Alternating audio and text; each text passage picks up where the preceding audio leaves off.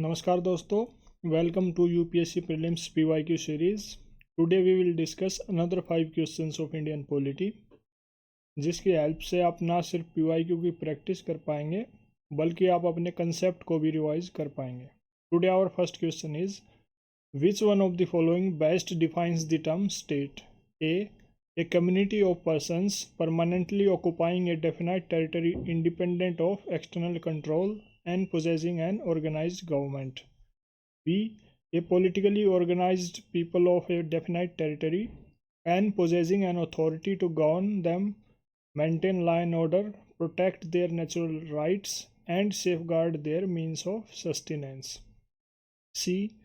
A number of persons who have been living in a definite territory for a very long time with their own culture, tradition, and government. D. A society permanently living in a definite territory with a central authority, an executive responsible to the central authority, and an independent judiciary. इस point पे आप video को pause करें, question को दोबारा अच्छे से पढ़ें, अपने जो कंसेप्ट पढ़ा है पहले उसको रिकॉल करें, उसके बारे में सोचें, क्वेश्चन से कनेक्ट करें और अपना जो सही क्वेश्चन आपके अकॉर्डिंग है उसको कहीं मार्क करें. Then you can move towards answer analysis and explanation part.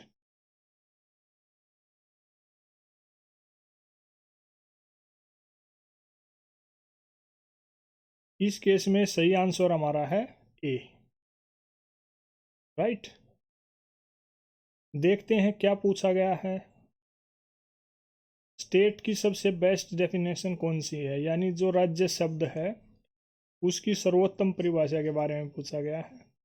अगर आपको बेसिक एसेंशियल फीचर्स पता है स्टेट के कि भाई एसेंशियल फीचर्स क्या होते हैं, यानी sovereignty, territory, government and population, तो आप फर्स्ट स्टेट में पाएंगे ए कम्युनिटी ऑफ पर्सन्स यानी पॉपुलेशन परमानेंटली ऑक्युपाइंग इन ए डेफिनाइट टेरिटरी. राइट, टेरिटरी भी है. Independent of external control. Right, independent of external control यानी सॉवरेंटी, संप्रभुता जिसे बोलते हैं, अपने आप में खुद के फैसले लेना बिना किसी बाह्य नियंत्रण के, बाहरी दबाव के. And possessing an organised government. बाकी किसी भी स्टेटमेंट में बी, सी और डी में ये चारों एलिमेंट आपको नहीं मिलेंगे. सिर्फ एक स्टेटमेंट में ये चारों एलिमेंट रिफ्लेक्ट हो रहे हैं. इसका मतलब स्टेट की सबसे बेस्ट डेफिनेशन यही है. Definition of state in explanation we see, state is a community of persons as we discussed earlier also, permanently occupying a definite territory, independent of external control, right, and possessing an organized government. Essential elements of state क्या होंगे? वही sovereignty, government, territory, population. State के की functions क्या होंगे?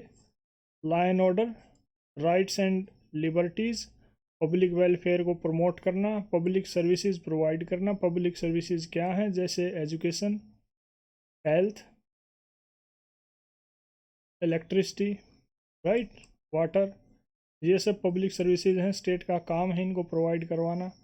Dispute का resolution करना एक प्रॉपर लीगल सिस्टम के थ्रू, सिक्योरिटी और सेफ्टी प्रोवाइड करवाना. आर्टिकल 12 के अंडर भी स्टेट की डेफिनेशन है, जिसके अकॉर्डिंग क्या है कि स्टेट में कौन कौन स्टेट के पार्ट हैं, या स्टेट के अकॉर्डिंग क्या है कि यूनियन गवर्नमेंट और पार्लियामेंट, स्टेट गवर्नमेंट और स्टेट लेजिस्लेचर्स, लोकल बॉडीज़ और authorities, and other statutory and non statutory authorities like LIC, ONGC etcetera. ये सब स्टेट का पार्ट है.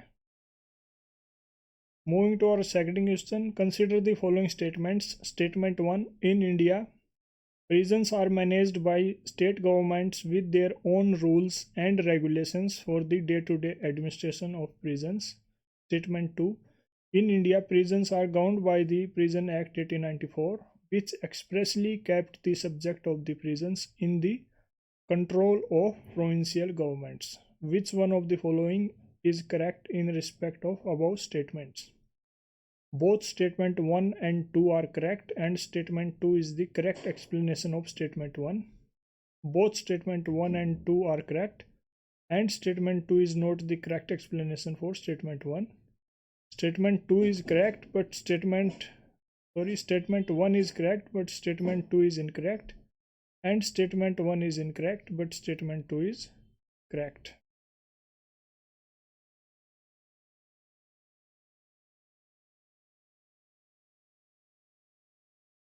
In this context, correct answer is A.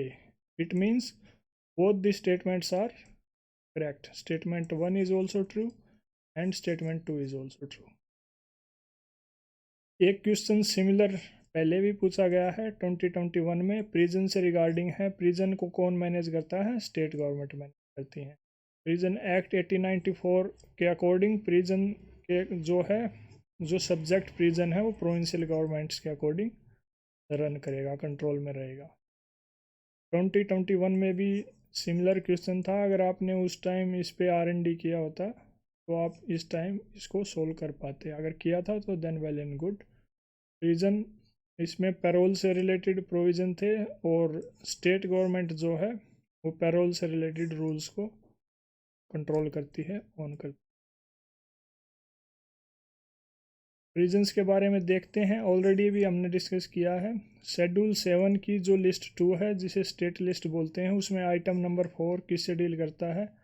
Reason से, रिफॉर्मेटरीज से, borstal institution से और other institution of the similar nature. Borstal institution होते हैं जो माइनर्स को डील करते हैं। इंडिया में उनको बोस्टल स्कूल बोलते हैं। जो माइनर हैं उनसे रिलेटेड जो भी डिटेंशन होती है। प्रिजन एक्ट 1894 क्या है कि ये फर्स्ट लेजिस्लेशन था इंडिया में किसके regarding? Management and administration of prisons. इसकी सेक्शन 4 में प्रिजन्स की डेफिनेशन दी हुई है कि कोई जेल या कोई जगह जो परमानेंटली या टेम्परेरीली अंडर जनरल और special order of the state इसके लिए है, प्रिजनर्स की डिटेंशन के लिए है। ऐसी जगह उसको प्रिजन बोले। अभी फ़िलहाल में मॉडल प्रिजन एक्ट 2023 इसका एक रिफॉर्म्ड वर्जन है जिसमें काफ़ी चेंजेस किए गए हैं, कुछ चीज़ें मॉडिफाई की गई हैं।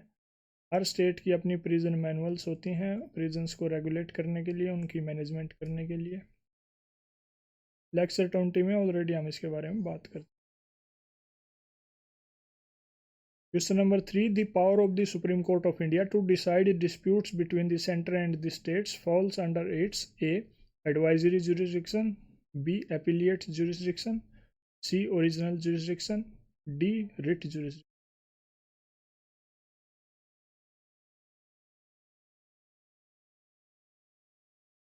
In this context, correct answer is C. इसके बारे में बात हो रही है पावर ऑफ सुप्रीम कोर्ट, इसके रिगार्डिंग डिस्प्यूट को डिसाइड करने के रिगार्डिंग। डिस्प्यूट किसके बीच में? सेंटर और स्टेट के बीच में। वो कौन से उसके अधिकारिता या कार्य क्षेत्र में आता है। अब सुप्रीम कोर्ट की पावर या जुरिस्डिक्शन को डिटेल में देख लेते हैं। उससे पहले हम देखते हैं सुप्रीम कोर्ट क्या है। ये पार्ट 5 में इंडियन कॉन्स्टिट्यूशन के चैप्टर 6 में डिफाइंड है। आर्टिकल नंबर 124 टू 127 डील करता है किससे? Organisation, independence, jurisdiction, powers, procedures of supreme court. Supreme court का इनॉग्रेशन कब हुआ था? जनवरी 28, 1915 में। इसने सक्सीड किया था किसको? फेडरल कोर्ट को सक्सीड किया था जो सेटअप की गई थी किसके द्वारा? गवर्नमेंट ऑफ इंडिया एक्ट 1935 के द्वारा। ये हाईएस्ट जुडिशियल अथॉरिटी है इंडिया की। एंड इसका जो मेन जुरिस्डिक्शन है, ओरिजिनल जुरिस्डिक्शन, आर्टिकल 131 के अंडर आता है। वो एक्सक्लूसिव है, इसका सिर्फ इसी के पास है। उसमें क्या करना होता है? सेंटर स्टेट के कोई डिस्प्यूट है या स्टेट के बीच में कोई डिस्प्यूट है, उनको टैकल करना होता है। इसमें क्या इंक्लूडेड नहीं है, यानी इंटर स्टेट वाटर डिस्प्यूट जो हैं, फाइनेंस कमीशन से रिलेटेड मुद्दे हैं, प्री कॉन्स्टिट्यूशनल ट्रीटी वगैरह से रिलेटेड जो मुद्दे हैं वो इसके स्कोप से बाहर हैं। देन कम्स रिट जुरिस्डिक्शन जो आर्टिकल 32 के अंडर है। ये एक्सक्लूसिव नहीं है क्योंकि हाई कोर्ट के पास भी सिमिलर जुरिस्डिक्शन है आर्टिकल 226 के अंडर। इसका क्या पर्पज़ है? फंडामेंटल राइट्स को प्रोटेक्ट करना। कैसे? By issuing writs like habeas corpus, mandamus, prohibition, certiorari, quo warranto. In addition to this there is appellate jurisdiction जो आर्टिकल 132, 133 एंड 134 में मैंशनड है। सुप्रीम कोर्ट जो है वो फाइनल कोर्ट ऑफ अपील है। किन मैटर से रिलेटेड? Matters related to constitution, civil, criminal and special leave. In addition to this, there is advisory jurisdiction जो आर्टिकल 143 में मैंशनड है। प्रेसिडेंट क्या कर सकते हैं? कोर्ट से अपनी लिए एडवाइस मांग सकते हैं। किन मुद्दों पे? कोई क्वेश्चन है लॉ का या कोई पब्लिक इम्पोर्टेंस की बात है उससे रिलेटेड। इस केस में कोर्ट की मर्जी है वो एडवाइस दे या ना दे। लेकिन एक और मुद्दा है जो है dispute arising out of pre constitution treaty या कोई एग्रीमेंट या कोई कोवेनेंट, उससे रिलेटेड कोई मुद्दा है या बहस है। अगर उस पे प्रेसिडेंट एडवाइस मांगते हैं तो कोर्ट को एडवाइस देनी ही देनी पड़ेगी। Supreme Court must tender the advice. Moving to our next question, the power to increase the number of जजेस in the supreme court of India is vested in A the president of India, B the parliament, C the chief justice of India, D. The Law Commission.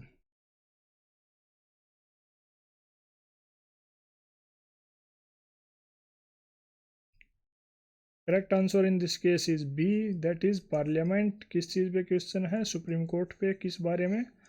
Number of जजेस को increase करने की power किसके पास है? ये power parliament के पास है। Number of जजेस को देखते हैं सुप्रीम कोर्ट में। जो करंटली जो प्रेजेंटली सैंक्शन स्ट्रेंथ है वो 34 है। बिल्कुल शुरुआत में सुप्रीम कोर्ट की स्ट्रेंथ 8 थी। किसके पास अथॉरिटी है ये डिसाइड करने की कि कितने जजेस होंगे, वो बढ़ाने घटाने, वो पावर पार्लियामेंट के पास है। जज बनने के लिए क्या क्वालिफिकेशन चाहिए सुप्रीम कोर्ट का, ये देख लेते हैं। इसके लिए आपको सिटीजन होना चाहिए इंडिया का और हाई कोर्ट में 5 साल तक आपको जज होना चाहिए। एक हाई कोर्ट में या दो, एक से ज़्यादा हाई कोर्ट में भी हो सकते हो, लेकिन वो सक्सेशन में होना चाहिए, एक साथ होना चाहिए। एंड देन या फिर आपको एडवोकेट होना चाहिए हाई कोर्ट में या एक से ज़्यादा हाई कोर्ट में इन सक्सेशन 10 ईयर्स तक। आप एक डिस्टिंग्विश्ड जूरिस्ट होने चाहिए। किसके ओपिनियन में? प्रेसिडेंट के ओपिनियन में। कोई मिनिमम एज लिमिट नहीं है। अपॉइंटमेंट कौन करेगा? चीफ जस्टिस ऑफ इंडिया के अपॉइंटमेंट प्रेसिडेंट करेंगे। किससे कंसल्ट करने के बाद? सुप्रीम कोर्ट और हाई कोर्ट के जजेस से कंसल्ट करने के बाद। और जो बाकी जजेस हैं उनकी अपॉइंटमेंट कौन करेगा? उनकी भी प्रेसिडेंट करेंगे। किससे कंसल्ट करने के बाद? Chief justice of India and other जजेस of supreme Court and high courts. Tenure क्या है? कोई क्लियर टेन्योर मेंशन नहीं है, लेकिन कुछ कंडीशंस प्रिस्क्राइब्ड है। एज लिमिट मैक्सिमम 65 ईयर्स होनी चाहिए। रिज़ाइन कर सकते हैं किसको लिख के? प्रेसिडेंट को लिख के। रिमूव किए जा सकते हैं किसके द्वारा? प्रेसिडेंट के द्वारा। किसकी रिकमेंडेशन पे? पार्लियामेंट की रिकमेंडेशन पे। प्रेसिडेंट ऑफ इंडिया पार्ट 5 में मैंशनड है, चैप्टर 1 में। आर्टिकल 52 टू 62 प्रेसिडेंट से डील करता है। वो क्या है? नॉमिनल हेड ऑफ स्टेट हैं। तो रियल हेड ऑफ स्टेट कौन है? ये हमने ऑलरेडी डिस्कस किया है, प्राइम मिनिस्टर। प्रेसिडेंट जो है फर्स्ट सिटीजन ऑफ इंडिया है, वो इनडायरेक्टली इलेक्टेड है। ऑलरेडी कई क्वेश्चंस में इनके बारे में बात हो चुकी है। पार्लियामेंट क्या है? यूनियन लेजिस्लेचर और एक सुप्रीम लेजिस्लेटिव बॉडी। पार्ट 5 में इसके बारे में बात हुई है। कहाँ से कहाँ तक? आर्टिकल नंबर 79 से 122 किस बारे में बात करता है? पार्लियामेंट की ऑर्गेनाइजेशन, उसकी कंपोजिशन, उसकी ड्यूरेशन, उसके ऑफिसर्स, उसके प्रोसीजर्स और प्रिविलेजेस एंड पावर्स के बारे में। पार्लियामेंट के 2 हाउसेज हैं। लोअर हाउस को लोकसभा बोलते हैं, अपर हाउस को राज्यसभा बोलते हैं। Then another term that is given in option is law commission. Law commission क्या है? एक एग्जीक्यूटिव बॉडी है।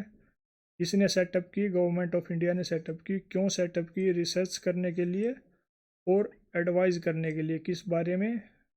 लीगल रिफॉर्म्स के बारे में गवर्नमेंट को एडवाइज करें, उस पर पहले रिसर्च करें and then advise.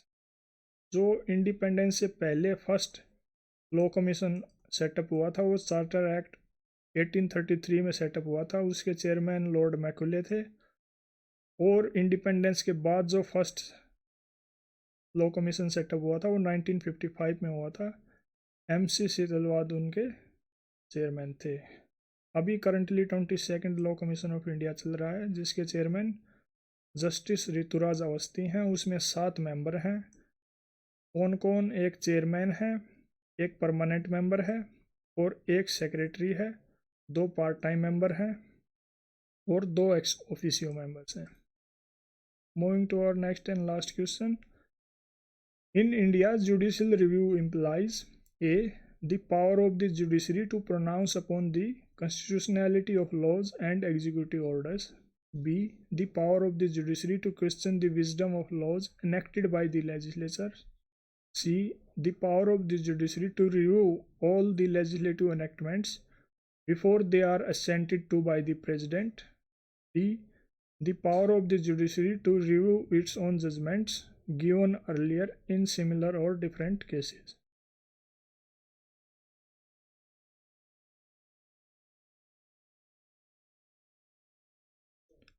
Simple straight forward question है। किस चीज़ के बारे में? जुडिशियल रिव्यू के बारे में, यानी न्यायिक पुनरीक्षण का क्या अर्थ है?